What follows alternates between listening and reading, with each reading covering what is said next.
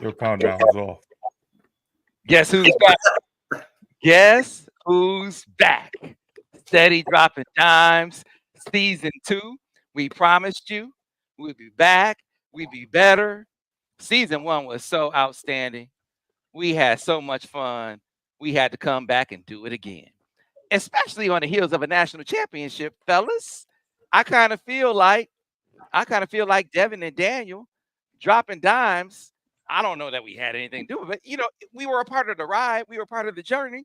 So have you seen an undisputed national championship without dropping dimes? You have not, right? You have not. So of course, we had to bring the crew back and better, more refined. Producer Ben is back in the background. So producer Ben promised. He said, "Listen, we're gonna keep it tighter, fellas, because you guys went off the rails last year. I mean, I think the last show, Daniel was on this whole thing about fellas, Caitlin Clark is not a superstar. You remember that show, Daniel? He was on the whole, Caitlin Clark is not a superstar. You remember that? Yeah. I just made that was a wild time. She wasn't. She is now. She is now. Oh, I'm glad you came around though. We glad. No, I still don't watch it, but she's put in some work now. She hadn't put in work before. Why is that so hard to understand? Okay, see, already the show has started off on a high note. Steady dropping dimes. Me and my guys and me, my fellas and me, some young guys who I watched grow from boys to men. 2 outstanding athletes, better men. Go from great high school players to great Michigan men to great professionals now. And of course, bringing their great opinions to you on this platform, which is Steady Dropping Dimes. And by the way, pleased to announce a new partnership, a new presenting sponsor, Underground Printing, an Ann Arbor original since 2001. See, this is personal to me, Underground Printing. I have known the founders, especially Rishi. Ryan and Rishi founded Underground Printing back in 2001.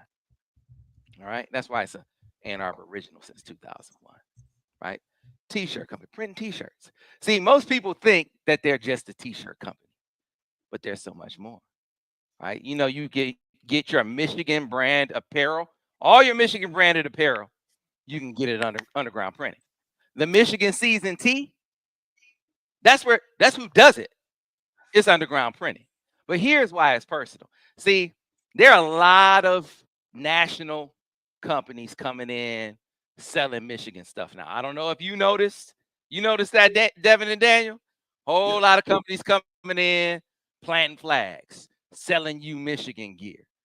If it's me, I want to buy it from my brothers. I want to buy it from my brothers and sisters in maize and blue. That's me. I want to buy it from people who eat maize and blue, sleep maize and blue, breathe maize and blue, feel maize and blue. That's Underground Printing. Support who supports you. Love who loves you. There you go. Live with who lives with you. When all these other companies leave, they stay. They're a national brand. In case you didn't know, they started the company in West Quad. They have 26 locations nationwide now. They could go nationwide. They could go in Chicago. They could go Indianapolis. They go anywhere. You know where their headquarters is? Ypsilanti. They're right here. So when you come to town and you're looking for your Michigan gear, all these other places that they're telling you, and national companies coming in, taking over names and doing all this. No, it's Underground Printing. That's where you go. That's the name that's going to stay the same. That's the ownership that's going to stay the same.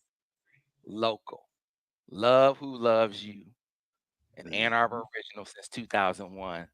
That's Underground Printing. You ever heard that saying? I clown around when I hang around with the underground. That's right. You get the reference, Daniel. You get the reference. That's right. We hang around with the underground. That's what we do on Droppin Dimes. So 3 locations in Ann Arbor. You want to get the season tee? It's a maze out. So you're looking for the season tee. Go to Underground Printing, get your season tee. There are 3 locations in Ann Arbor for you to pick it up. All right. So, I mean, again, I think people are sleeping. They think it's just a t-shirt printing company. It's not. Go to the website, undergroundshirts.com. You can see all the Michigan branded apparel that you can get. But we're talking about the season tee right now. Location on South Main, location downtown, location on Southview. So storefront and website, undergroundshirts.com. Make sure you support who supports you, who supports Michigan, and who supports us here on Droppin Dimes.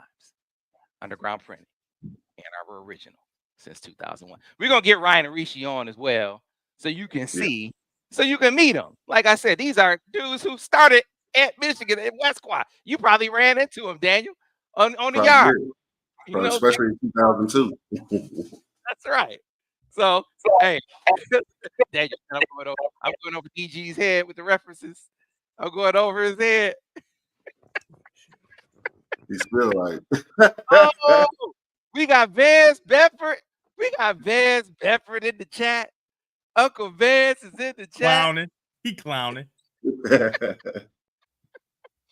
Oh, listen, Vance told us. He said we gotta watch. Listen, he said last year. Said Sam, listen, Steve Sarkisian. He's a finesse coach. Now he's gonna try to throw it around this yard. Can you slow that down? Can you toughen? Can you make him try to be tough in a game? Can you do to him what Michigan has done to Ryan Day all these years? Now, here's where I think the quarterback question kind of comes up, fellas, because we talked all week about the first game. Davis Warren gets the nod as QB1. He had a huge surge. Devin doesn't like it when I mention his 87% completion percentage. He said Devin would say that's an empty stat. Daniel, that's like talking about a guy. Yeah, we're gonna start him just because he make all his shots in practice when nobody's guarding him. No. What? No, I hope so. I hope he makes those shots. I like people don't know NBA players, college, but like, yeah, everybody can make shots when nobody's guarding them. Everybody. So listen, what I said after the game, fellas, watching that offensive line, and we've been through the tape now. You know, a lot of miscues. They weren't assignment errors. There was only a couple times where guys didn't know who to block and messed up a play. There was a lot of times where it was just dudes just messed up. Like, you know, coming too wide, pulling and coming too wide. There was one time tackle came around, didn't pull tight to the center, came around wide. The linebacker dipped under, hit Alex in it. This was an Alex play. Alex should have been one-on-one. If you watch the film study that we did, he should have been one-on-one with safety, Devin. This would have been a big play if your tackle comes around, hugs tight to the center instead of going wide and letting the linebacker dip under him. So the question then becomes, and this was my question after the game, can they block a loaded box with this line? If they can't block a loaded box with this line, how do you account for it? Which quarterback do you account for it with? Are you going to let Davis RPO? And if you aren't going to let Davis RPO, then are you going to play Alex more and run that rock with your quarterback? This is where I think the practice discussion goes. This is where I think the debate goes between you fellas who were both quarterbacks in your own respects. You, Daniel, on the basketball court, and you, Devin, on the football field. Yeah, I think it's a tough thing, and you know, a lot of people that are here watching Dimes watched Monday Morning Quarterback, and my whole kind of discussion was about Alex Orji and his confidence, right? And people think confidence is just in the passing game. Confidence is confidence as a runner as well, right? Being able to read and understand where you need to go and different things like that. That's a real thing, especially because of what we anticipate the team. Well, not that we anticipate. They showed us what they want to do with Alex Orji in the run game, right? And so he was never able to get that real confidence. And I even allude to the fact that he could have possibly lost his confidence because, you know, you get him a chance to finally get 2 plays in a row, and it's an easy sprint out throw that he can make over and over again, 9 times out of 10, and he skipped it off the ground, right? Dribble it like Kyrie. And that's not something that you would usually see from him. That's not something they've seen from him all of camp. But when you go through an entire game and like Sam, you spoke about, we don't know what they told him his role would be, but I think personally that he thought he was competing for the job and honestly thought he was winning the job up until maybe a week ago. And so to go into a game where, you know, you'd had conversations, I'm sure, with your family, telling them how well you're doing, and the entire nation, ESPN, Fox Sports, everybody's talking about how you're the quarterback and can Michigan, you know, replicate the success they had last year with you as the quarterback? And then you go in and you're not the guy, and you're not the guy so much so that you don't even play 2 plays in a row until in the third quarter. And so that can shock a person's confidence. And I'm sure he's a mentally tough guy and all those different things. And you know me, Sam, you've known me for a very long time. I'm about as mentally and physically tough a human that exists on this planet. I'm telling you that right now. And there was a time where I lost my confidence. Now I got it back because I had previous success and I knew exactly who I was. But in that moment, I'm sure it's maybe if that has happened to you, Daniel, where you can't see nothing go through. Why can't I shoot? I know I can shoot. Why can't I shoot? And it's because you lose a little bit of confidence, and there's different methods to getting it back. And mine was to draw on previous success and look yourself in the mirror and say, you're that guy. You grew up in the projects. You've lived one of the toughest lives in history. I'm just telling you, you'll be fine. You've dealt with way more difficult things than this. And for Alex, he can't draw on previous success because he hasn't had it yet at this level on Main Street and in the big moments. And so I don't know how you get it back, or if he has lost it. And so that's terrifying for me. It's terrifying just because as a fan of Michigan, if Davis Warren is not the guy, he may be. I don't know for a fact. What I saw from, if I'm going to judge just from Saturday, I don't think that's the case. But I'm not going to judge off of one game, his first start ever. But he has another opportunity. But if he is not the guy, and Alex Orji, with all the talent in the world, has lost his confidence, where do you go? Right? That makes this a very long season for not only me as a Michigan fan, not only Daniel, not only you, Sam, as a person that covers Michigan football and a lifelong Michigan fan, for all the other fans, everybody in the chat, everybody that's here tuning in. It makes it a very, very long season. And so that's the reason I called, not giving Alex Orji a drive, more than 2 play, an opportunity. I called it irresponsible, right? And so that's my kind of take on it. But the things that you alluded to, Sam, RPO with an emphasis on quarterback run, that's also an option to help with those loaded boxes. And they'll have to find out which guy can do it. And hopefully Alex has restored his confidence and he's ready to go. See, they have been so RPOs are in there. This is one of the things that makes me think they would skew towards more Alex if it winds up being a choice. If they get to the point where they say, man, we can't block this loaded box. Because RPOs have been in there, and they just have that's not what they wanted to do. You call RPOs, you can't dictate your run pass balance. You can't do it. The defense is dictating your run pass balance, right? For a Michigan fan, the reference point I keep giving is Georgia in the Orange Bowl. Stetson Bennett put on an RPO clinic. And the reason why they said, hey, Michigan is walking Dax Hill down in this box. We got to figure out how to deal with this man. And they dealt with him. They dealt with him by saying, hey, Stetson, read him. He down in this box, throw that football. Yeah, and a lot of people think it's easy. A lot of people think it's easy and kind of, I would say, poo-pooed or undervalued what Stetson Bennett meant to that two-time championship run. He was special, man. When they needed him to do things, he was instrumental in making sure that those boxes stayed balanced, right? That you couldn't add in guys, that you couldn't just play what I like to call Little League football, right? Where you just stack everybody in and stop them. You know what I mean? He made you stay honest, and that was a big part of why they were so dominant, right? And it was completely undervalued. And the one I would say hope that Michigan fans could have if we're looking at Davis Warren as the guy, Stetson Bennett was a former walk-on as well. Now, I'm not saying that Davis Warren is Stetson Bennett, because Stetson Bennett would hit the home run as a runner as well.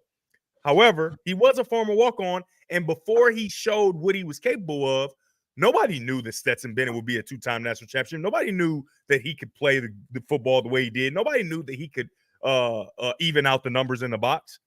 But he got a chance to prove it, and he did. So that could be the case for Davis Warren, right? We're not ruling that out. But, you got to see. And it's tough when you got Texas coming in. Well, here's one thing that I think will be an adjustment, Daniel, because I was surprised by this, and I think it'll be an adjustment in this game. I think they're going to give Alex more than one play at a time. Like, I think he'll get 2-3 especially plays. when he's getting 10 yards a run. Yeah, that was going to be my point. I think with any sport, right, you want to be in a rhythm. Man, that's probably one of those throws that help him get into a rhythm that he missed, right? But if you've been coming in one play, go stand on the sideline, wait, come back in another one play at a time, it's kind of hard to get in a rhythm that way, right? Like we saw Davis off the mark on a couple throws as well early in the game, just because he's trying to develop. It's his first time starting as well, first time really playing since he was a sophomore in high school as well, right? So it's like, hey, both of these guys are going to have to, whoever the quarterback is going to have to grow, mature, get more comfortable really quickly, because it's a beast coming in Saturday. Yeah, well, they got to mature really quickly, because I think they're going to have to compensate for some things on the offensive line while they get it together. I take solace in that the errors were correctable, but the realistic perspective is there were a lot of errors, right? You like that they weren't assignment errors, so dudes knew who to block, but that there were so many technique errors. It's like, okay, can you clean up that many technique errors in 1 week? It's impossible for them not to clean up some of them, right? But can you clean up that many in 1 week? And if you can't, who fixes? Who compensates for that, Devin? Yeah, and when you think cleanup technique, you can practice it all you want in practice. Just like a quarterback, offensive lineman, we're in the season now.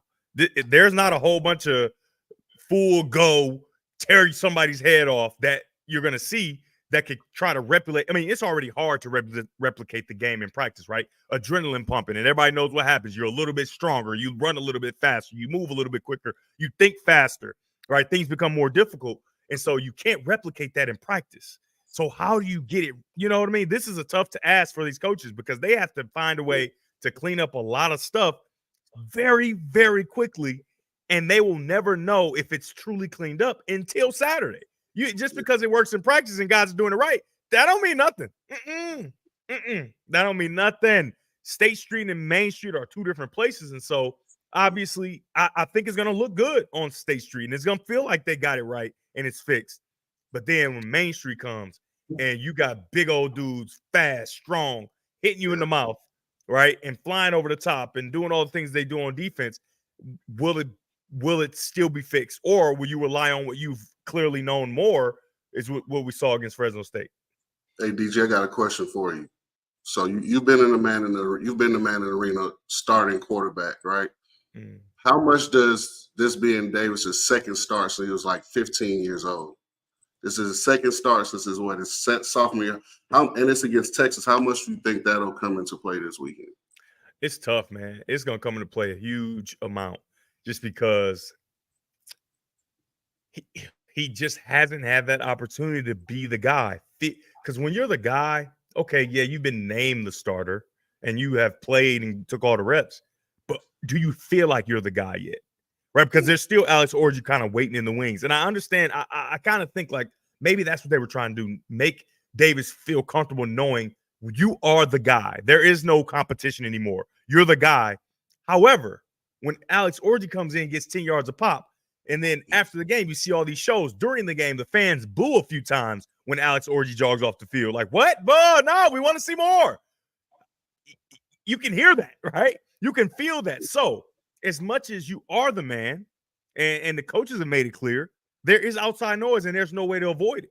There is no way to avoid it. And so to your point, to your question, I think it's very difficult because of all the things that he's going to have to deal with right now. Because I'm telling you right now, they put Alex Orji in that game, and he gets 7 on first down or 10 or whatever the case may be, and he jogs back off, they're going to boo. Depending on the state of the game and where everybody is, if maybe they're losing, maybe they're winning, whatever the case may be, the fans aren't going to be happy about that.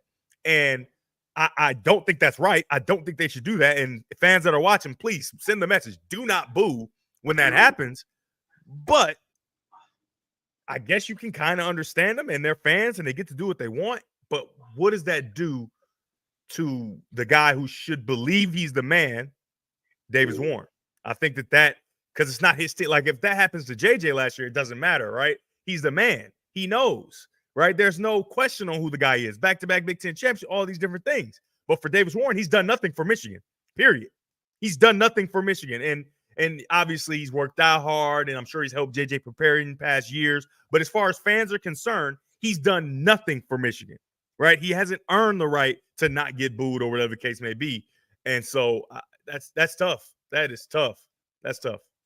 Well, so, you have the great fortune of having an outstanding defense. All right. Yeah. And you're going against a Texas defense, because we got to get into this matchup a little bit before we switch gears. Texas lost a lot. They lost a lot up front, right? They lost two, first and second round pick up front. Mm-hmm. And they, as far as the passing game was concerned last year, I know Michigan is not a world beater in the passing game. They got a long way to go. Not yet. There's still a chance. Yeah, there's still a chance. But my point is they aren't going against, Nick Saban in the secondary. Like these dudes were not Steve Sarkisian. Okay, they're to be reckoned with on offense. But it's not like they're coming in with a lockdown defense. Like Rick Neuheisel talking about they're more physical and all this. I'm like, what? Because they held Colorado State down? You got to show me. I got to see them against a team before you tell me they're more physical. See, that sounds like Sam, I got to slow you down there. Colorado State is a real team. They're a real team. Man, I just had Vance Bedford, who lives near Colorado State. And he said, Sam, Colorado State's not a good team.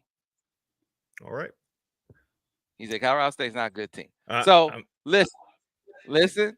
Hey, here's what I want to see before Texas is probably saying Fresno State's not a good team. Fresno State, who has more of a track record the last 5 years? Fresno State. I'm talking the last 2 years. Let's go last two. Colorado State's a better football team.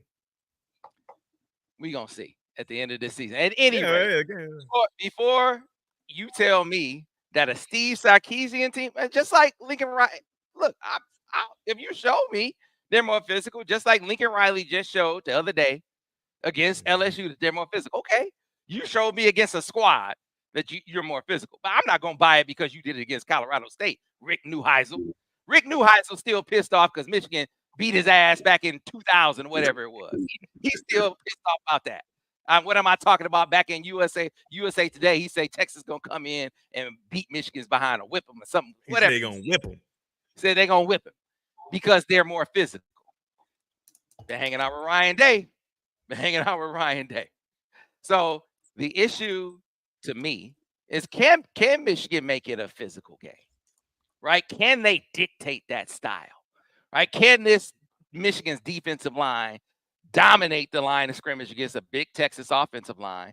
And then on the other side of the ball, can they in the first half of this game capitalize on a couple drives? See, they were 0 on third down conversions in the first half. That's not a recipe for success. Not a recipe for success. And then they left explosives on the field in the running game. See, you cannot afford. If you aren't going to get it in the passing game, and I'm not going to concede, say it's a little more difficult, right? Downfield passes more difficult. You got to capitalize on your explosives in the run game. Got to in this contest. And I know that a lot of people keep pointing at Donovan Edwards. We watched the tape, man. Donovan didn't miss holes in this game. He didn't. He did not miss holes in this game. You got to get Donovan some opportunities, a crease. Just give him one crease in this game. He is their most explosive player. If he can get in one opportunity in this contest, a big play, an explosive play, that to me can be a difference in this game. I know it's a big if, but that's what they're going to need. They're going to need an explosive or two from Donovan and then allow their defensive line to control this line of scrimmage. Yeah, I think the defensive line will be able to. And it's not just because of the big two kind of when we talk about Mason Graham and Kenneth Grant. I think that the depth on that defensive line is a lot stronger than maybe some others I anticipated. For me, I thought it would be strong. I knew Rayshawn Benny would be ready, right? I had a lot of conversations with him, and me and Coach Carter were a little instrumental in making sure that he didn't go to Michigan State and he went to the University of Michigan like a smart man should do. And I'm talking about when I went to the building to, and talk to him and let him know, about his injury and talk to him about that and all that. And the look in his eyes when I said, "Are you going to be ready?" Right? And the look in it, and this is before he's even 100% healthy, right? Because he had sat out of spring ball. The look in his eyes. I mean, I felt it, right? I felt it, right? And so it's just as an athlete, you can look at another athlete's eyes and know if they're kind of it's bullcrap or if it's like, oh no, he's going to be where he needs to be, and he made it very clear.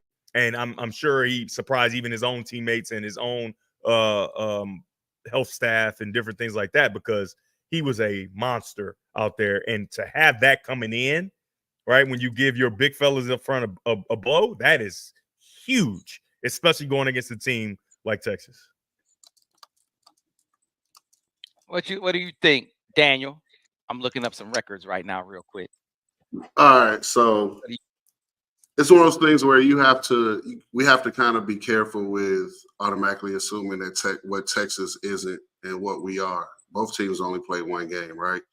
We can't assume this is last year's team for us or last year's offensive line, or we're just as physical as we've been the last 3 years, or Texas is as soft as they've been in the past, right?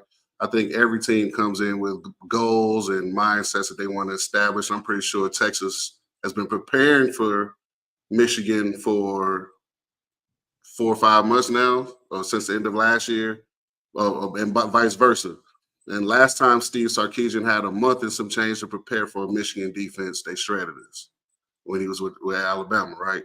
So I would be careful with the assumptions, knowing what I know about college kids, knowing what I know about college athletics. So I think we're going to win, but I would be careful just automatically assuming Texas is soft and we're just going to go in there and we're going to pound them. They're going to have to coach. We're going to have to make plays. It's going to be a dogfight. Okay, so man, let me again restate what I said before. I will give you the opportunity to prove to me that you're more physical than you've been, but you got to show me against a team not named Colorado State. And DG, the last 2 seasons, Colorado State has not been a good team. Last year, Colorado State was 5-7. The year before that, Colorado State was worse. In 2022, Colorado State was last year 3-9. What was Fresno State? Fresno State last year was 9-4. The year before that, Fresno State was 10-4. So we are talking about 2 different caliber of football teams here. So I just show me against the squad. Just show me against the squad. That's all I'm saying. That's all I'm saying. All right. They're in the same conference? Yeah. Mount West, baby. Mount West, baby. So let me say the numbers are skewed there. So Colorado State played real teams in the non-conference, and Fresno didn't. Their conference record last year, 4-4, 3-5. 4-4, 3-5. 4-4 for Fresno State, 3-5. So better, they're the same, is what they are. But go ahead, Sam. I'll let you have that. That was nice. That was a nice dipsy do. Hey, that was a nice little behind over the head, through the little. What about the year before when they were 3-9? What about that year? Look it up. It's internet. Look it up.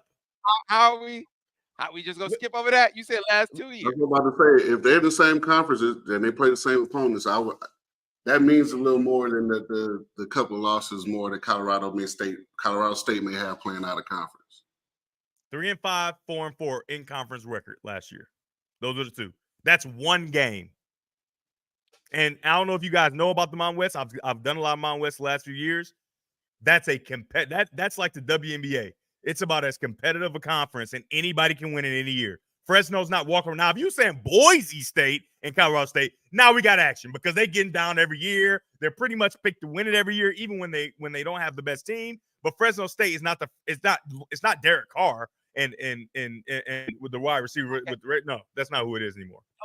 Okay, but you said the last 2 seasons and the year Well, prior. I was including this one where they both lost. That's all, like this one and last year. So because in 2022 they were 7-1 in conference and they beat Boise State, Fresno State. okay.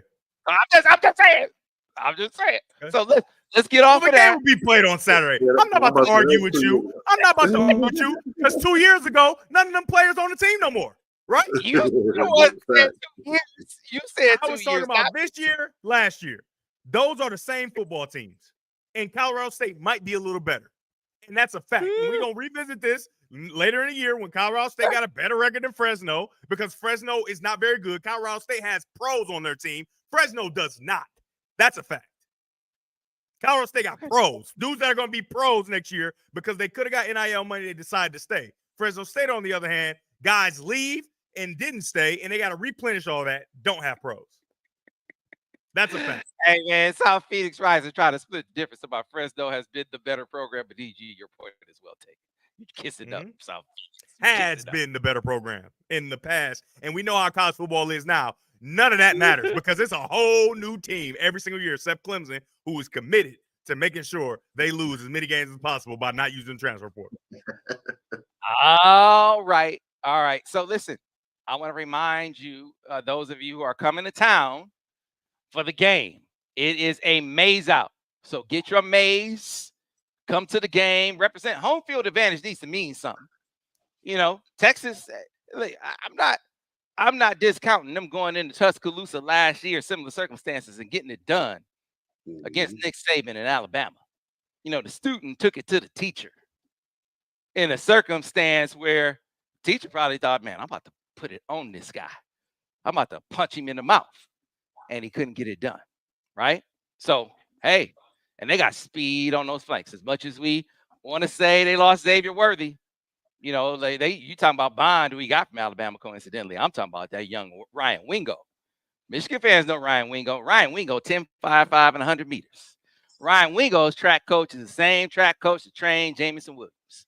I know what. Ryan Wingo's track coach is Fred Morris' track coach, and also Jamison Williams' track coach. They all got the same track coach. Track coaches at Cardinal Ritter in St. Louis. So when I say he can pick them up and put them down, they got some speed on those flanks. So Jonte Cook as well, Southwest suburbs. Come on, man. They still have talent out on those flanks. They have dudes who can run. The pressure is going to be important. Got to hit Quinn Ewers in the mouth. I'm not saying get a man a concussion. I'm not looking for targeting, but you get my point. The offense is going to have to do its part. You know, grind out some clock, capitalize on a few drives, get some explosives, and allow that defense to do what they do, man. Do what they do. We need to switch some gears. Oh, to get back to what I was talking about, though, when you come to town, get your Maze t-shirts, get your season tee, go to Underground Printing. Undergroundshirts.com is the place. They are our new presenting sponsor here on Droppin Dimes, and Ann Arbor original since 2001. I say support who supports you. See, Underground Printing has been supporting Amazing Blue since they're founded. They were founded in 2001 in West Quad. They were founded here. They stayed here. They continued when other companies were struggling, trying to figure out what to do. Guess who's still, hey, we got the season tee. We got you covered. We can make it happen. Underground Printing. You want your season tee? People want to know where to find it. Undergroundshirts.com. Of course, they have locations, brick and mortar locations for you to go to. Right here in town, South Main, downtown, Southview. Make sure you pick up your season tee for the game. Maze out. Support the Maize and Blue so you can help root for them to beat Texas. And again, hang around with the Underground like we do. That's what we do here. Droppin Dimes. See? There it is. Right there on the screen. People want to know where to find it. I know where you can't find it. I know where you can't find it. See, you're walking around, you walk into the stadium and you stop on the corner, the stadium in Maine, and you're looking for the season tee. You can't find this shirt. I'm just saying. I'm just pointing it out. I'm just inquiring minds. Well, no, you can't find this there. Just Just pointing it out. Undergroundshirts.com. So, DG, let's switch gears a little bit. I'm so excited. It's hard for me to see past the Michigan-Texas game, but my Lions, man. My Lions. See, Daniel doesn't know what this feels like. He doesn't know what this feels like. What? You don't know what The this Saints feels have like? won a Super Bowl in my lifetime. What do you mean? Yeah, it's a little while ago now. You know, that's old news. This we talking about post-COVID, you know. Okay. We talking about recent. Lions have arrived. And that man that I'm talking about, Jameson Williams, DG, he's different. He's different. You know me, man. I've been watching you a long time. I've been watching Daniel a long time. I know better than to look at dudes and drills and warm-ups and shirts and shorts and read too much into that. But with this dude, I am. Because I watched him when he was just a track guy. He was a track guy who couldn't catch a cold, you know. And I remember Vince Reynolds, he was at Syracuse, offering him a scholarship and just because he could run. And then it was like a year later, he went to an Under Armour camp down in Chicago, and he was the MVP. And it was like, man, he exploded. It was like he was the man. It was like he was really going to be that guy, but he was still just raw. Ryan Day took him, right? Because they collect receivers down there. And then he's like, man, all he's doing collecting receivers and putting his name on them. He's not really coaching them. Let me go someplace where I can really, you know, because this dude just a finesse coach, Ryan Day. Let me go get coached by a real dude, right? Let me go get coached by Nick Saban, right? I'm just getting in the man's head, right? I want to go get coached by a real coach, a championship coach, an actual tough coach, right? This is what J-Mo is thinking. That we said. That we thought. This is what he thought. This is what he thought. And so he goes down there and he gets some polish. Tears his ACL, but still gets drafted, but it still doesn't have that polish.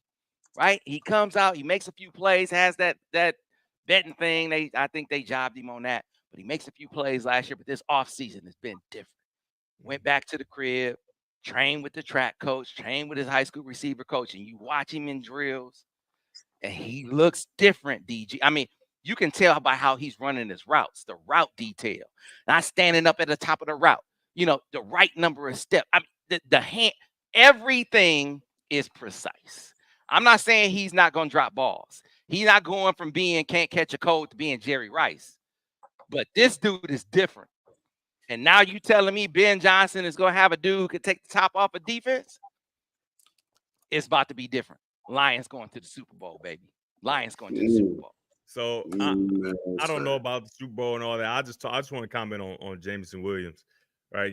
When I was doing the preseason and get a chance to go to practice and see, like, I remember when I first started playing receiver, and as much as, you know, I'm just like great at everything when I first started doing it, like, because I'm just great like that.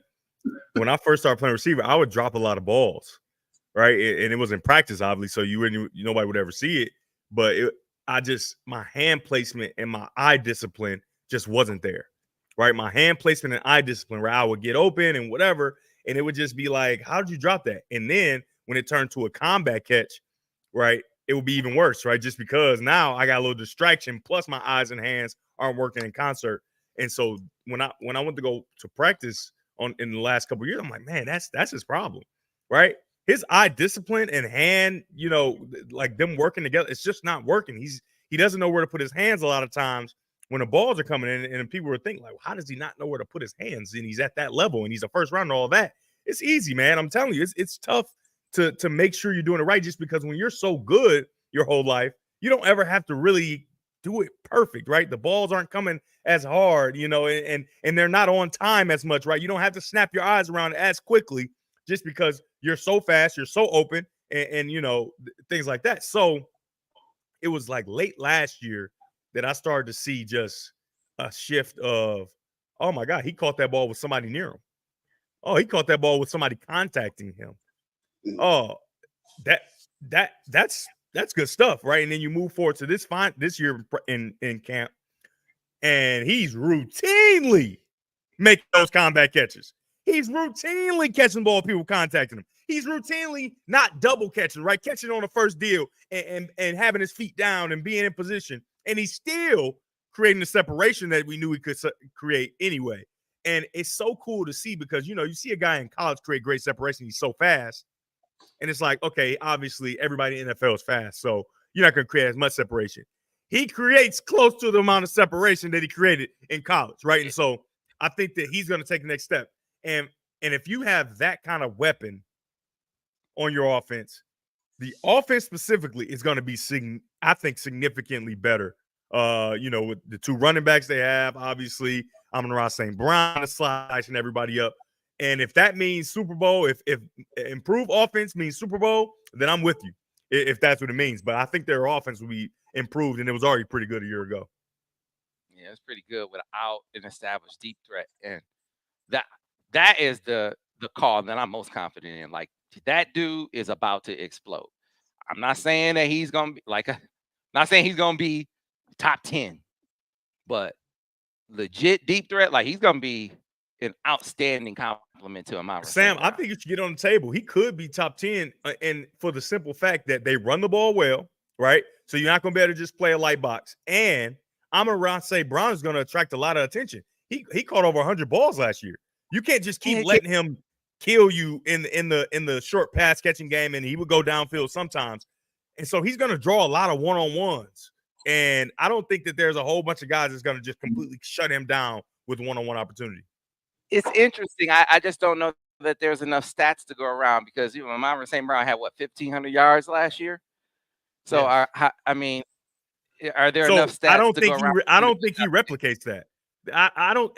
Unless teams are just deaf and blind, there's no way he replicates 1,500 from the slot like that. You know what I mean? Right? We're gonna bracket him and make sure he can't get 50. 15 is a lot of yards. That's 500 away from 2,000.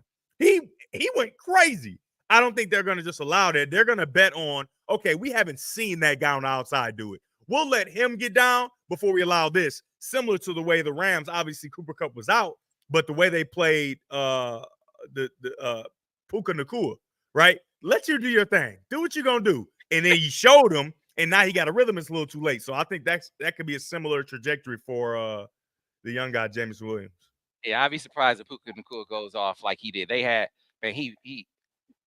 should have cut Cam Sutton after that game. They should have cut him. They should have. It was embarrassing. I mean, come on, man. I don't wish, arrest record on anybody. I'm not making light of that. But it wasn't a bad thing that he's not on the team anymore. I'm just saying. I'm just saying it's not a bad thing. I'm just saying it's not a bad DJ. I'm not saying that I want the man to have a criminal record. I'm just saying it's not a bad thing. He's not on the team anymore. Cam Sutton did struggle. He struggled. Oh my God. Oh my goodness. He struggled. Man. And it's crazy because he had all the confidence visually. Like he was a trash talker, talking crazy, all kind of stuff, but then getting kind of toasted. And it's like, who are you? Are you tricking us? You're tricking us. Because it seems like you seem like you Gardner Johnson, but you're playing like Hot Hands Haney. It's like, who are you? Now, Daniel, hold on. You're not going to even division? Don't hit me with another Caitlin Clark tape. Don't hit me with another Caitlin Clark. Come on, man. Hey, and to be quick, I can't wait till we get to that too. The chat wants you to defend yourself on the Caitlin Clark. Oh, we're gonna get to it. We're gonna get to it. Because I'm still trying to figure out what are y'all talking about. I said she wasn't a superstar at the time. And see, Daniel, in this business that we in, Daniel, you got to first guess. You can't wait to see it. You got to put your stamp on it right now. What are they? And then if you're wrong, you're wrong. I'm still not in there because does she lead her team in scoring? So listen to me. I don't want to have this. Hey, hold on, Sam. Let me say this. Sam. Is she the best player on her team? Hold on. Can I say this real quick? Let me just say this real quick, Sam. Daniel, I know you love and respect Cheryl Swoops, right? Her MVP season, Caitlin Clark is dominating what she did in her MVP season. But it's a totally different game now. It's a totally different game. You compare the game now. You know, she's only shooting 34, 35% from three. So it's not like she's lighting it Cheryl up. Sue was shooting like 22. Yeah, she wasn't a 3-point shooter. And I didn't say we're gonna get to that later. We really don't need to. we don't. really don't. We don't. Daniel tripping. Daniel. She was never not a superstar. That girl big cool. You know how you gonna be a superstar and you haven't played a game yet? If she's a superstar, LeBron was a superstar. Okay, you act like LeBron teammates when he came out. She's not LeBron. She's not LeBron. Let's not do that. Let's not. I'm just saying. I'm not saying she's LeBron. She's a superstar. She's a superstar. If she was a superstar, she was a superstar in a sport or profession or business that they're trying to promote and bring more visibility to in a sport that's starved for superstars. She may not be LeBron, but she Larry Bird for sure. Can make her a superstar. Cool. Go ahead. Everybody wants She may not be LeBron, but she Larry Bird for sure. No. I'm completely on board with promoting the women's game and growing the women's game. So if y'all want to make her a superstar before she plays, cool. That's fine. I'm cool with it. She may not be LeBron, but she was definitely Larry Bird. Superstar. She ain't Larry Bird neither. No, she Bird for sure. She in a women's game, she Bird for sure. Impact. I'm talking about impact, right? Larry Bird, Magic Johnson changed everything, right? When they first came in, superstar to start, NBA getting new TV deals, flying on private planes. She definitely Larry Bird.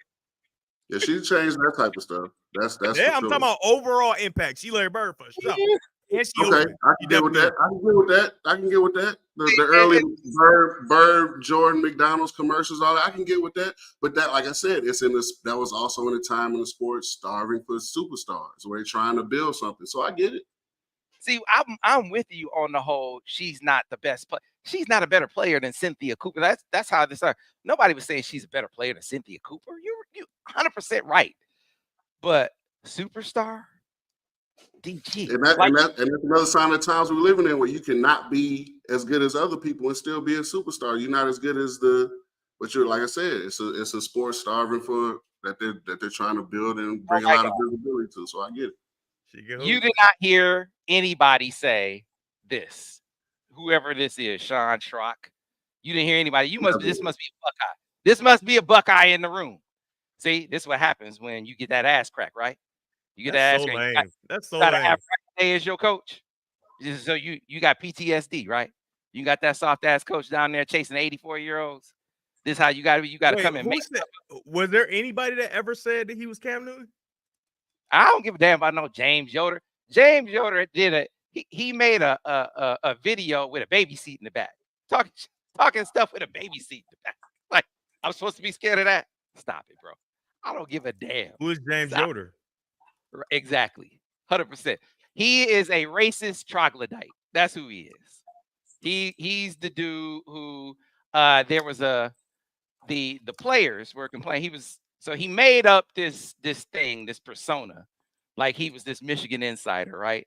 Like he was doing internet. You could be whoever you want to be. Whoever you want to be. So he was doing insider reports from inside Michigan, right? This is what he claimed, and people thought it was true for a long time. Fake as hell, right? So the players were complaining about it. So I'll give you the real deal. Players were complaining about it. And so at one point, it got so bad that the athletic department sent a memo to the players' families. It's like, listen, this is not legit. This is not a credentialed media member. Will never be a credentialed media member. Has never covered Michigan at all. Has never covered the University of Michigan at all, right? Mm-hmm. So that letter got leaked. It's been publicized everywhere. He tries to say it's fake. Somebody put it out on him. It's not a real letter. It's a real letter. It's so real that he emailed Michigan complaining about it. Like, oh, this is going to ruin me. Why is this out there? Why do you have this? It's a real letter, right? I mean, come on, man. I'm just telling you what I know. I don't know who this is. I just first person. Like, let's change the subject because whoever is getting a lot of airtime. This is probably one of his because he's one of those dudes who makes up like fake names on Twitter and has all these alternate. So this could be him. This could be him. This could be him. Exactly. This could be him. So it's like Cherry Bomb from last year. Cherry Blossom. Yeah, there you exactly. Yeah, Mike Dunn. Exactly. That explains him 100%. Internet tough guy, 100%.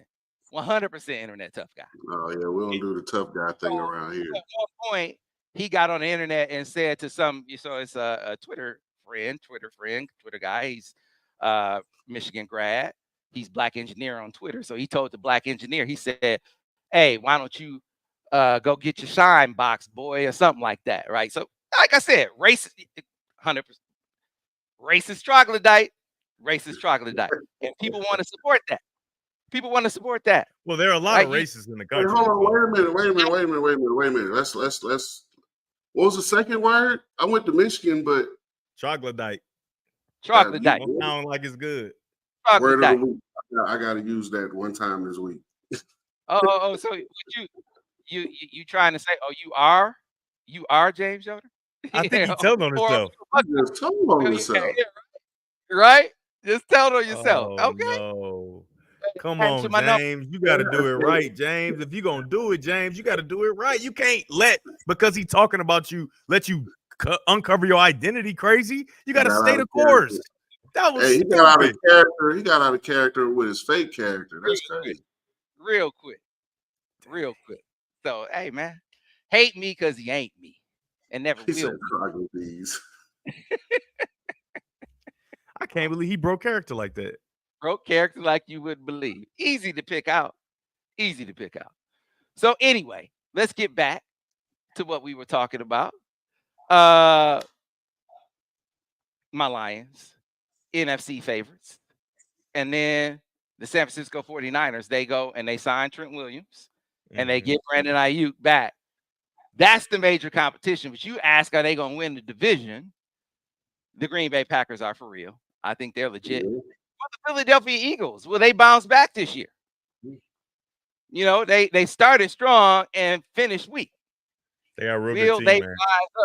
Will they rise back to the 4 in Brandon Graham's last season? They'll win the East. No, they got so those Cowboys, all that money they spend is gonna be for naught. Cowboys will find a way to. One thing Stephen A. Smith has been right about all these years. He's been wrong about a lot of stuff, but one thing he's been right about is when the Cowboys are gonna find a way to mess it up in the end. They'll get to a certain point and they'll be looking certain, but they're gonna lose spectacularly when it counts. And it's been that way for forever. Green you know what I don't like, problem. Sam? You know what I don't like? I'm like going through the comments, and Dwayne Lamar, he's saying like, I'm doubting Big Blue. When I'm sure Dwayne Lamar was probably the same dude who was crying and complaining about Michigan when I was sitting here making sure that everybody was okay. So if somebody gives an honest opinion, that means it's like, what are you talking about? You should probably go watch film and you can understand why people have these opinions. But if you don't, shut up. Just shut your mouth. Okay? Shut it. Saucy today. Moving It's forward. saucy today on Droppin Dimes. It's saucy today on Droppin Dimes. People just be talking, just be saying stuff. Yeah, so how we get derailed by the comments? A lot of times we need to put the comments off to the side so we can keep the show to an hour. We're supposed to keep the show to an hour, fellas. All right. Sam, you went on a long soliloquy about Yoder. Yeah, he got way too much airtime. Infiltrating my comments. And see now See, you the one on the comments. That's you. the sheriff said don't engage. The sheriff said don't engage. Okay. I won't engage. Okay. All After right. you already So engaged for 20 minutes. Don't have nobody looking for me in these Ann Arbor streets. Think about all the things I ignore. I ignore a lot, but every now and then, they kind of test you, and sometimes you got to respond. So anyway, the Packers are for real. There was a time over the course of the season where you looked up and, man, there was no offense playing better football than a Green Bay Packer offense. Now, they wound up fizzling in the playoffs. So defensively, Rashawn Gary really stepped up. They were a problem for the Lions last year, but I think the Lions are are improved all the way around. They got a top popper on offense, and in the secondary, they're so much better. Better at corner, deeper at safety. And will they have more of a pass rush? That's a big question. I think they will. I think between Marcus Davenport, DJ Reader, I think Levi Onwuzurike is going to be a factor for them now that his back is healthy. I think we're going to see the Lions still hold serve as the best in the NFC North. So, you know what I always wonder? How do the Packers keep doing it? They don't even have an owner. How do they just never have this like a long lull? They always figure it out. Maybe that's the answer. Stop having the owner. Just let the community own the team, and then you don't have to deal with all the garbage, and you'll be able to just consistently be there. Yep. All right. So what about the AFC? Can anybody? No. Yep. Nobody can knock off the king. You can't knock off the king till you knock off the king. And even when he's down, they can't knock him down. And he kind of up. Nah, ain't no way. I just don't see it. Last year, they were an awful offensive elite football team. They couldn't do nothing right. Led the league in drops. Even their second best player on offense, Travis Kelce, was like 5th in the league in drops. So even with the one they think is going to be all right, the one that's going to get him to the promised land and do what he's supposed to do, he wasn't catching the ball. And somehow, some way, they won the Super Bowl, Sam. And then the year before that, they was young, right? We going to rebuild this year. They won Super Bowl that year too. Now, they've rebuilt it, right? All those young guys got experience. Those drops, Kadarius Toney's gone. It's going to be tough, man. It's going to be tough to do it, and I just don't see anybody doing it just yet. Yeah, I agree. Yeah. Okay. Wait. So they, the Ravens signed Derrick Henry. That's they nice. got Derrick Henry now. That's nice. That's nice. What he got like man? This dude here got 1,000 miles, or he need new tires, don't he? No, his tire's fine. He gonna be all right. Okay. However, they was dominant last year. You understand that? The Ravens were dominant last year and still couldn't get it done. So I don't think they can do it this year, man. Brian said, "Don't doubt Lamar with Derrick Henry." Love Lamar with Derrick Henry. I say he can win another MVP this year. That don't have nothing to do with Super Bowl. Derrick Henry like 47 years old. Nah, he like 32. He like 47 in running back years. All those hits at this point. But you got to think about it though. He more so delivering the hits. People ain't giving everything they got because they know how they gonna feel after hitting him. So it's a little different, I think. Well, we know Harbaugh gonna give it to him 300 times. So, hey man, better him than Lamar, right? That takes the tread off Lamar tires. So, but is that enough? It seems like no matter what you do, Patrick Mahomes finds a way. You take all his receivers, and he's like, okay, that's cool. We can still get it done. Take all his receivers, and everybody think, oh, they just gonna rebuild because he only throw deep. He can't throw underneath. Wrong.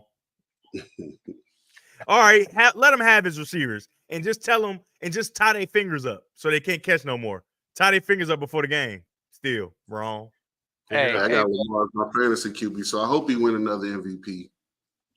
Hey, so funny story on the way out. So I'm getting ready to do a show yesterday, and I get a call during the show, and it says Mangum on the phone. You guys know I did an interview with Jane Mangum, and I'm trying to figure out why am I vibing with this dude so much. Transfer from Michigan State. I'm trying to figure out why am I vibing with him. Like, it was a great interview if you missed that behind the uniform.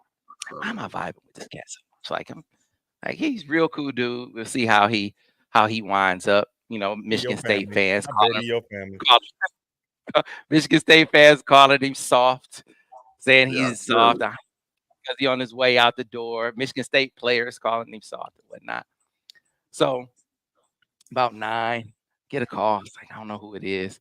I call it back after I get off the air. And somebody says, Scoop. I said, man, who is this? Because, only family called me that. Only family called me that. That's a nickname only family goes by. I said, who is this? He said, it's Jesse Mangum. I said, who is Jesse Mangum? He said, I'm Jaden's daddy. And I said, man, you called me a name that only family goes by. He said, yeah, man, I called my cousin Aaron, and he said, "Do you know Sam Webb?" He said, "Fool, that's cool. Y'all family, y'all cousins." Man, man. So he's from the Mangums of Flint, and the Mangums of Flint ain't no soft in the Mangums in Flint. Let me tell you, it's Sparties, Sparties, Sparties.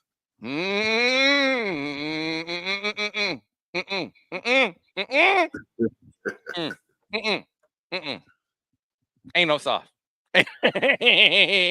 Ain't no soft in the Mangums in Flint. That side of the family. I'm just telling you what I know. So that make it more personal. See, you thought I was talking smack about the Sparties before. Now it takes it to another level. Michigan State week is gonna be real, real fun. He played a lot this weekend. No, he did. No. He got on the field, but it wasn't. Super. I mean, still me getting acclimated. Still getting acclimated. Yeah, for sure. So yeah, nah, he'll be all right. I like this game when he was a Spartan. I ain't gonna lie to you. But Michigan State week, we gonna see if we can make that a whole bunch of family coming down. We gonna see if we can make it happen, because that's gonna be a fun week. DG, you might want to take that week off. You might want to take that week off. Sam, that's not how it works. Like you should just take a week off. Because I know you like to maintain professional decorum. He's like, Sam, you're crazy. Stop it, Sam. Don't say that, Sam. Who be saying that? You gotta let me go. Michigan State week and Ohio State week. He be talking crazy though, Daniel. He be losing it. No, he loses his mind them both of those weeks. Like, who is this man? Like, I know you, and I don't know this man. I'm here for it though. I'll be egging him on. I know you are the problem. So anyway, folks, before we get out of here, listen. Game day transportation, getting around Ann Arbor can be really tough, right? It can be really tough. I know me, my wife, she's going out of town for I want to say it's Arkansas State week. I need a way to get to the game. I'm calling my friends at Golden Limo. Game day transport on another level, right? So, a lot of folks use different transportation services. I want to ride with someone who's safe. I want to ride with someone who knows where they're going. I want to ride with someone who is reliable. That is Golden Limo. So, but it's not just game day transport. It's airport transport, executive transport. You know who rides on Golden? Michigan football rides on Golden. Michigan basketball rides on Golden. Michigan medicine rides on Golden. You look across the campus of the University of Michigan, you look across Ann Arbor, you see the buses, you see the coaches, you see the luxury SUVs all around. That's Golden, because they have established a track record for excellence, but not just in Southeast Michigan, all across the United States and even abroad. We experienced that when we went to Rome and, of course, to Paris. They handled our transportation services over there as well. And now a great opportunity for you, Michigan fans, when you book your transportation through Golden Limo using the Golden Ticket, a portion of your transportation fee will go to Michigan NIL. They're donating to Michigan NIL. And to a great veterans charity called Freedom River, because they want to give back to our armed services as well. That is the Golden Limo difference. So make sure, if you need ground transportation, use Golden Limo, because not only will you be supporting Michigan and Michigan NIL, I think they have a partnership with Zeke Berry is their brand ambassador this year. Last year, it was Will Johnson, right? So they're making those partnerships again, but contributing to Michigan NIL more broadly, contributing to veterans, representing excellence, and of course, being safe. Book using the Golden Ticket, because you'll also be supporting Droppin Dimes. So, Ben, we have a track to drop for Golden Limo as well. Drop that track.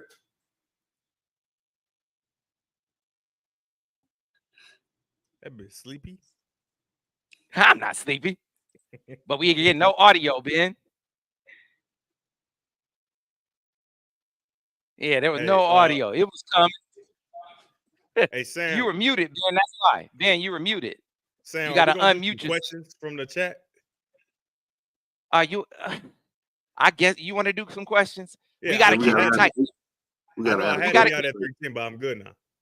Okay, we got to keep the questions tight, folks. Put the questions in the chat, and then we'll get to the questions after we tell you about Golden Limo. So that'll give Ben a chance to put the Golden Limo, Golden Ticket promo up so people can see it. If you have questions for the panel, if you have questions for DG or Daniel, put them in the chat. We'll get to a few questions because we got to keep the episode tight. That was our promise. And so we're going to do that. All right. So, Ben, drop that track and unmute yourself. And unmute yourself. If you have ground transportation needs, get to your destination on time, every time with Golden Limo. That boy look good. Ride like the Wolverines. Feel like a Wolverine when you ride with Golden Limo, the proud transportation partner for many of Michigan's sports teams and the primary transportation provider for Michigan Wolverines football. All you have to do to book your Golden Ticket reservation is go to goldenlimo.com/golden ticket or call their team at 734-668-8282 and mention Golden Ticket to book your transportation reservations today. That boy. There you That boy go. a professional, boy. That boy a professional, man. man. Come on, man. Dropping Dimes coming up. So you support Yeah. Golden Limo. You support Golden Limo. You support Dropping Dimes. You're moving around safely. You're supporting Michigan NIL. It all goes. I mean, it's a big circle of life, man. It's a big circle of life. Yeah. I'm gonna need Golden Limo for homecoming week all weekend. Let's make it happen. Let's make it happen. All weekend. All right. So we'll get to a few questions from the people because we are already over time. All right. So Llama Bryant wants to know, DG, how many packages for Alex Orji this game versus Texas? Hopefully it's 5. Hopefully they dedicated a lot of practice period time to him being able to be comfortable in that RPO game with passes also attached, not just as a wildcat quarterback, because he's a real quarterback. He's a guy that can throw the ball down the field. All right. All right. Llama followed up with this question. Devin, if you want Orji to get off against Texas, what 3 plays would you have him perfect? That's nice.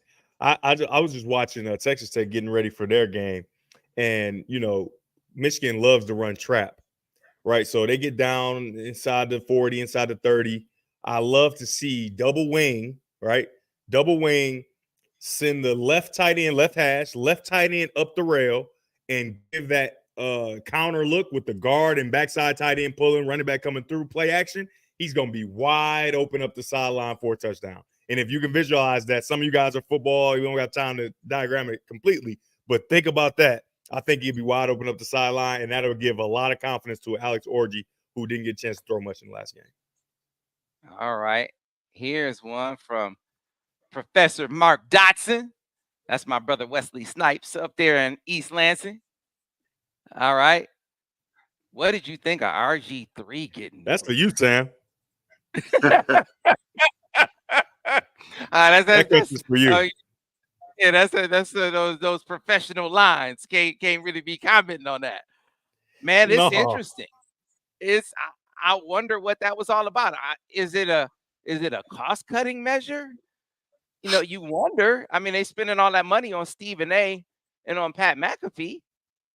Yeah, I mean, maybe it's a cost-cutting measure. I would lean that way because could it really be something he said when you're keeping Pat McAfee with the stuff he said? I'm about to say. I mean, Pat that would be interesting, right? And RG3 seemed like he was one of their more popular analysts. So I'm leaning towards they just want to save some more money for Stephen A. because they say Stephen A. wants all the bread, right? So you're paying him and you're paying Pat McAfee, and if those are basically your ratings cash cows, do you really need to? Maybe they're making their calculus is we don't really need to pay anybody else. Yeah, they're looking like, well, we don't need analysts on games. We can get anybody to do that. Right. Maybe that's people gonna watch the games anyway. They're just muted. Right. So, we'll see. Dylan chilling. Dylan is chilling 54. DG, what game are you doing this weekend? Washington State, Texas Tech should be a track meet. And then both of these teams, I'm watching the offense, and they literally play the same off. They use the same exact offense, right? All from kind of the Rick Leach tree, not Rick Leach. What's his name? Well, the air raid, the whole air raid thing. They're both using the same exact style offense. AV, will you get to speak with the head coaches before the game? Yeah. When you talk to Joey McGuire, tell him I said hello. That's my guy. I love Joey McGuire. Joey's he was the coach at Cedar Hill when I was in high school. Oh, really? That's dope. Yeah. Joey, real good guy. All right. All right. I'll tell him. Dutchman, do y'all think Quentin Johnson starts the entire year at safety? That's an interesting one. A lot of competition. And, Wesley Walker had a really good camp, but you got to remember that he's just getting acclimated to the system, as is Jaden Mangum. I think that's one to watch. I could see that being a battle that, I could see one of those guys. Probably Wesley, given the kind of camp he had, I think he's probably the bigger threat right now of the two. So 50-50. I'm going 50-50 right now. I'm not saying definitely yes, because Wesley Walker's played a lot of football, and in coverage is one of his strengths. And so I think that gives him a good shot, especially, in this Texas game, for instance. That could be something that gets him on the field more. So, let's get to a few more questions. As I got the message from Ben, he said, "Hey, man, it's been an hour." I was like, all right. Let's see. This is Devin, how often do wide receivers make double moves? I think he wants to know, can receivers do something to get open? Sam, stop putting stuff up like that. Put up real stuff. They can do it anytime they want. He just want our receivers to be away from the other team's defenders. Right. Yeah. That's exactly what he was. They can do it whenever they want, buddy. Whenever they see fit. Yeah. How do you think Amir Hall played? How he contribute out there? I thought he acquitted himself well. I don't know what you thought, DG. I thought he was solid in his debut. I thought he looked a lot like Josh Wallace out there. He was reliable. That's what we thought he would be, right? That's exactly what we thought. He was who we thought he would be. So, DG, is there a Jimmy Gallen on this roster?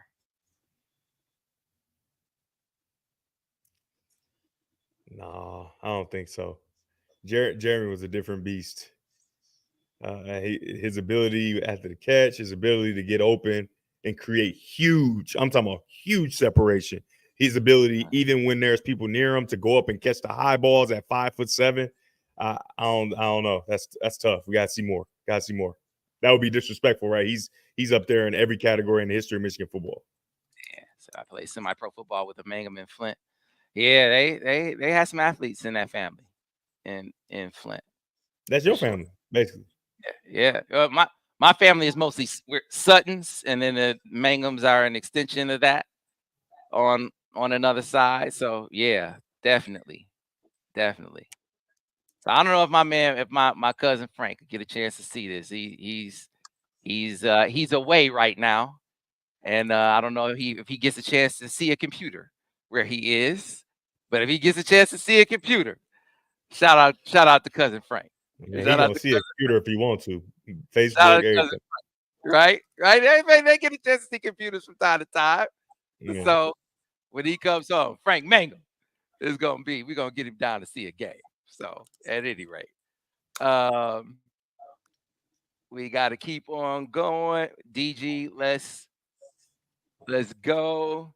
DG, what do you think of wide receiver development so far? We didn't see a whole bunch, right? So the one thing I tell you, Colston Loveman route running development, his development as a wide receiver was impeccable. Like off the line of scrimmage, releases, right? Everything was like he was good last year, right? Big, strong, fast, catch the ball up the seam, up the rail, all that.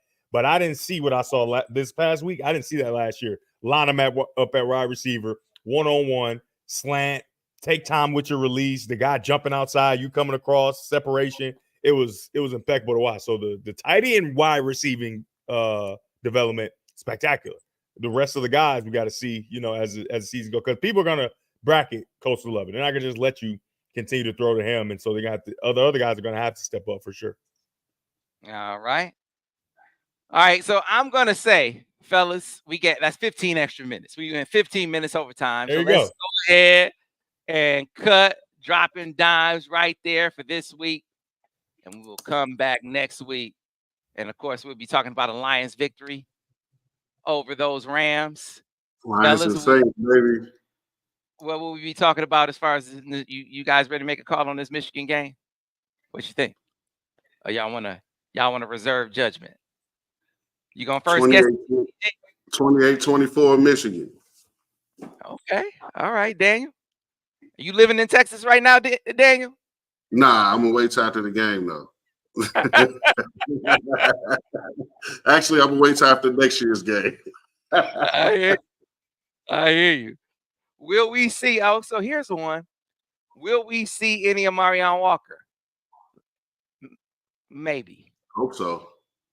Let's see how practice goes this week. Because here's what we know about Marion Walker. He has a trait that no one else in the receiving corps has. This dude can run a 4.3. Him and Fred Moore. So, but he's faster than Fred Moore. So, that has value. Now, that alone doesn't get you on the field. So we will see if he stacks enough good days to get on the field this week. So hey, let me ask I think it's possible. Sam said the kid run a 4.3, but on that deep ball, his leg, when he got going real fast, his legs kind of turned into Bambi legs going into that to catch that ball. Like, no, that wasn't him. It seemed like his legs got kind of, I don't know, man. That was Freddie. He talking about a Marion Walker run 4.3. No, that's what I'm saying. He mentioned Freddie. He said he ran a 4.3 too, right? Yeah, but the ball, you talking about on the ball that was underthrown? No, the ball was definitely underthrown, but it's like when he got, even before the ball, like when he got. Wait, Freddie run 4.3? He's a 4.4 guy. Freddie's a 4.4 guy. 4.3 and 4.4 different.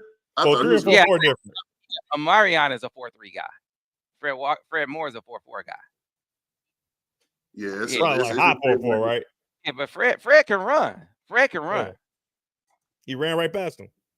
He did, and then his legs turned into jello when the guy came time to go up and get the football. But go ahead. He running 4.4 speed. He not gonna be able to stop and just jump. No, but that's what I'm saying.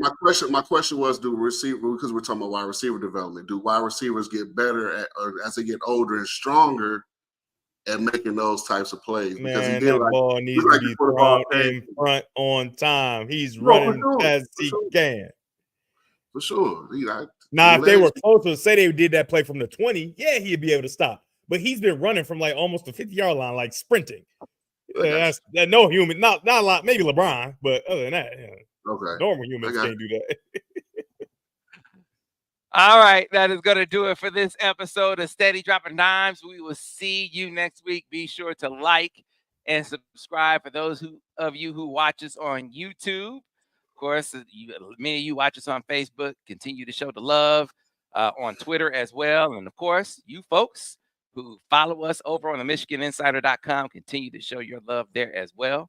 And we will see you next time on the next episode of Steady Dropping Dimes. We'll see you then. Yes.